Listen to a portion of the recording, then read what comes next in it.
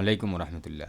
ये मीडिया वाले से हम कहते हैं कि हे मीडिया वाले लोग, आप लोग किसी मुसलमान संगठन ने अगर दीन इस्लाम के लिए लड़ रहा है, दीन इस्लाम को बचाने के लिए या दीन इस्लाम पर टिके रहने के लिए अगर लड़ रहा है, तो उससे आतंकवाद मत कहिए, वरना आप लोग खुद दोषी होंगे, खुद आतंकवाद हो जाएंगे। क्योंकि दीन इस्लाम पर कोई भी ऐसा जुल्म, अत्याचार, अन्याय, व्यभिचार, जिना, बदमाशी, ये लुच्चामी, सूद, घूस, ठगामी, धंधामी, ऐसा कुछ करने का हुक्म नहीं किया गया दीन इस्लाम पर।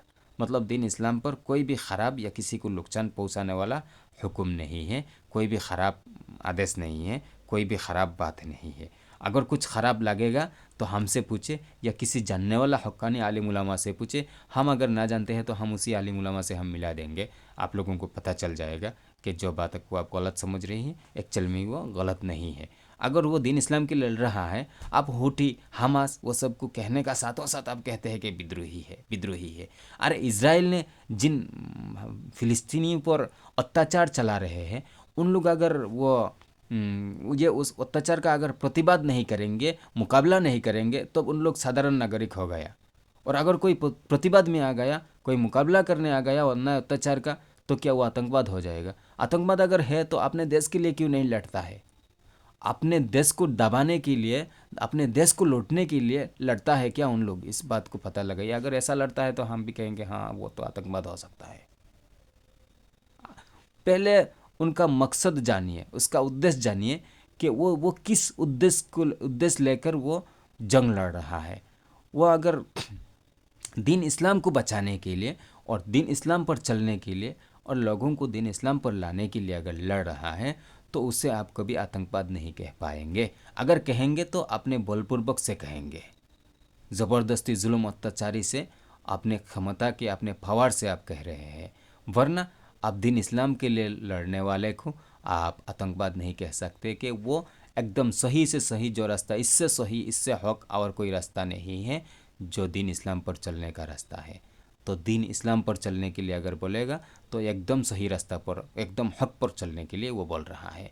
क्योंकि दीन इस्लाम पर कोई भी ख़राब आदेश नहीं किया गया, किसी को नुकसान पहुंचाने वाला आदेश नहीं किया गया, और दुनिया और आखिरात में भी शांत मिलने के लिए कहा गया। कैसे दुनिया में भी शांत मिले, हर लोग आपको अच्छा कहें, हर लोगों से आप हिंसा विद्वेष छोड़ के सुख और शांत से संसार करें, ज़िंदगी करें, किसी को खून खराबी ना करें, अन्याय, जुल्म, अत्याचार से किसी को खून खराबी ना करें, किसी से अन्याय ना करें, जिना ना करें, बेविचार ना करें, बदमाशी ना करें, चोरी डकैती ना करें, सूद घूस ना खाए, वैसा आदेश दिया है।